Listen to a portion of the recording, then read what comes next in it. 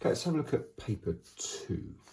So unlike paper 1, on paper 2 you have 2 texts to read and answer questions on, and they are non-fiction. So they'll be pulled from things like newspaper articles, biography or autobiography, travel writing, those kind of things. Basically anything that's not, from a novel or a short story. So they should be packed full of facts, but they'll also use lots of language devices in the same way that fiction uses language devices. So there's a lot of crossover in terms of skills. Now you've still got 15 minutes reading time. It's not set in stone. You don't have to read for 15 minutes and then answer questions, but that's what the examiners allow.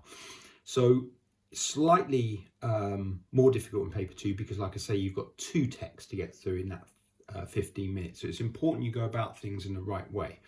Now, just as I said for paper 1, it's worth reading the text carefully. Okay, so the way I tend to do it is to read through it once just to get a sense of what's going on, and then have a quick reread and have a highlighter in your hand and pick out the 5 W's: who, what, where, when, why, which will be there as a reference for you to be able to come back to.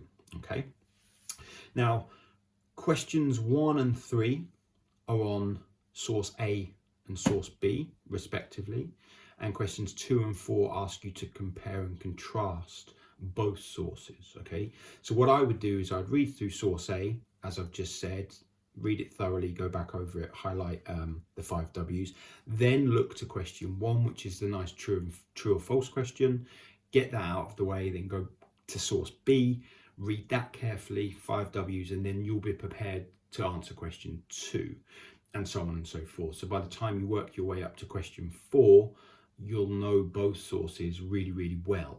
One of the advantages of doing the paper in the order in which the questions come is by the time you get to the harder questions, your knowledge of both texts is better.